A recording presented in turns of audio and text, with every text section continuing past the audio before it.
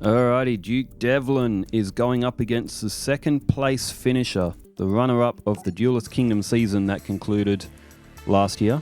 And that was none other than the Paradox Brothers. Believe it or not, they actually finished second.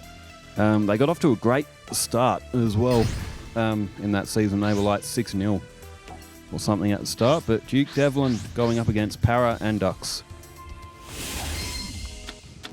Okay. Oh, that is a beautiful starting hand for Duke Devlin. He's got a Strike Ninja, Very Meteor Crush, and a Graceful Dice. He's also got Orgoth, and Spikebot's a bit of a hand clogger, but if he can get if he can get Orgoth to the field and equip that with Very Meteor Crush, Duke Devlin is going to do piercing damage. So, okay, Paradox Brothers start out with a face-down defense. And to the end phase, turn change back to Duke Devlin, who draws Oni Tank T34. And he sets that in defense. And it looks like that might be what he's going for. Orgoth Relentless. He'll be able to tribute to... Oh, it's Giant Soldier of Stone. Duke throws down Graceful Dice. Oh, and hits a 5. You don't want to give the Paradox Brothers time to get a tribute summon down if you can help it. They do have a Labyrinth Wall. They do have a few good 5-star monsters there. Alright, Paradox Brothers again with another defense. And Duke Devlin is going to be able to get Orgoth the Relentless to the field here. And Orgoth, he can get equipped with that Very Meteor Crush. This could be a very quick match. Alright, Orgoth activates its effect. It rolls a 2. It rolls a 3. And it rolls a 3, so it's at 3,300. It rolled 2 3s, so Duke Devlin gets to draw 2 more cards due to the effect of Orgoth. Orgoth's effect is really, really broken. Like, it's a very good effect. It's Dice Armadillo, 2,100 off the Paradox Brothers life points. They are in trouble. They are in big trouble. They're staring down an absolute attacking nightmare. And they can't defend. Well, they can, but they'll lose life points. So a face-down spell or trap and a face-down defense for the Paradox Brothers. There's the MVP Uranzo. And Strike Ninja is thrown down now as well. It's a 1,700. And...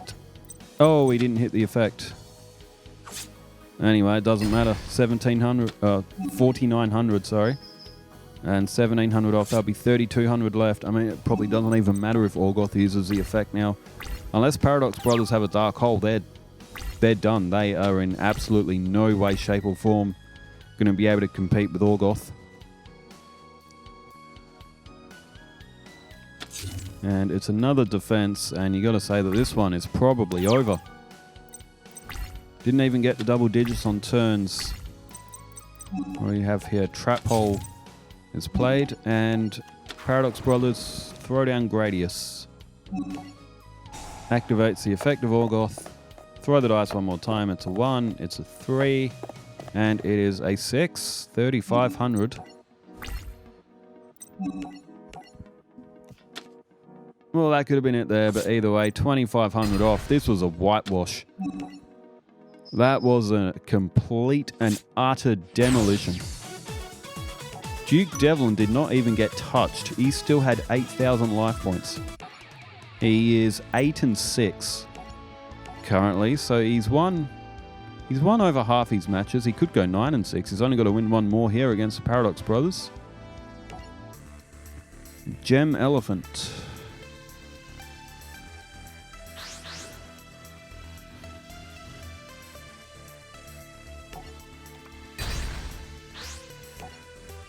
Alright, rock, paper, scissors, shoot goes in favour of the Paradox Brothers. They elected to go first. Alright, Uranzo the MVP. Dice Jar! Haha! It's an unwritten rule that if Duke Devlin draws that, he has to play it. He could literally have the ability to summon Exodia and win instantly. The rule states that he must play Dice Jar instead. In fact, Duke Devlin could have... he could have a magic card that says, that the literal text is, when you play this magic card, you win the duel and nothing can stop this card. But if Duke Devlin has Dice Jar, he's playing Dice Jar. So, in fact, Dice Jar is probably still probably the most decent move that Duke Devlin could make here anyway.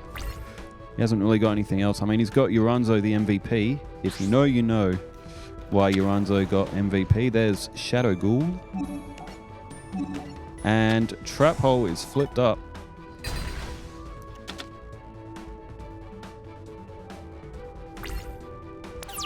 Alright, turn change back to Duke. The Paradox Brothers field is unoccupied. And this could be very, very bad. This match could end now. If Dice Jar hits... If Duke rolls a 6 and Paradox Brothers do not, this could be over. It's a 3 and Paradox Brothers... Oh, they roll a 6! Duke has just lost 6,000 life points. And Dice Jar is now stuck in face-up attack mode. Duke throws down Monster Reborn. And he's going to pull back Shadow Ghoul, which will be at 1,600.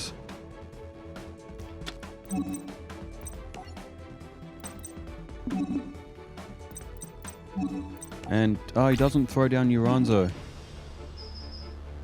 He's just gone with, I guess, may have forgotten that he still had his normal summon there. He did a flip summon and a special summon.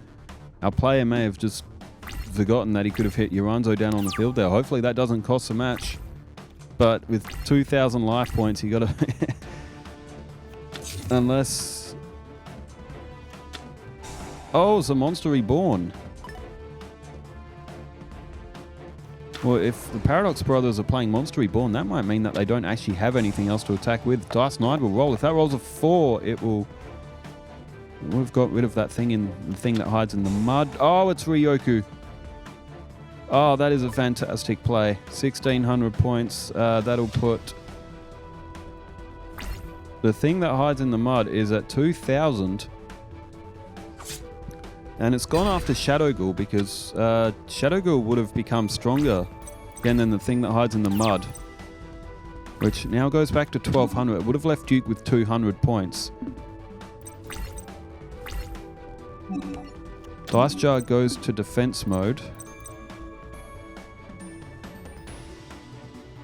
And with only 800 life points left, I wonder...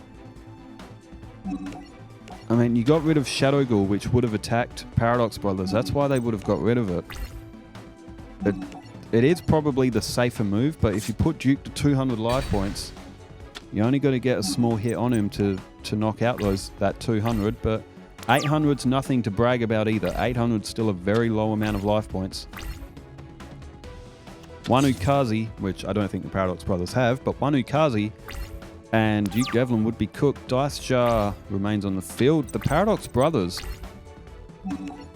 haven't played any other monsters. Fairy Meteor Crush now has just been equipped onto Dicelops, and now Duke Devlin throws down Uranzo.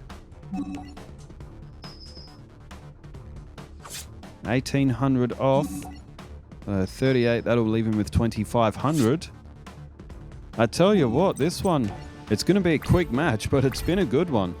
800 life points plays 2,500. What do the Paradox Brothers have here? They got to have something, otherwise they've lost. Well, unfortunately, we don't get to see any of their real stronger cards. I'm talking Suijin, Kazajin, Sanga. I mean, we got to see Shadow Ghoul. There's D-Spell. Handy card that will get rid of the piercing effect. However... Oh, 13th Grave, what a pull. 1,200 now. 1,200 and 1,300 is 2,500 exactly. So if Dicelops can get through the defense here, it's over. It's Guardian of the Labyrinth. And unless the Paradox Brothers have a trap card to block, it's going to be 2,500 exactly. And Duke Devlin could be picking up a straight sets win here. He should have rolled that. You take 1,000 damage if it's a 1 or a 6. Just for the fun of it, but he didn't.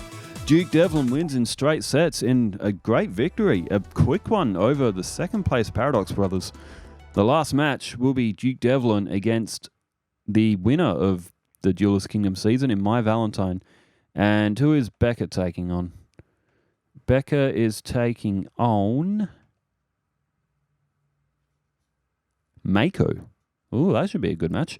All right, Becca and Mako coming up next. Thanks, everybody, for tuning in. Wherever you are in the world, stay safe, take care, farewell.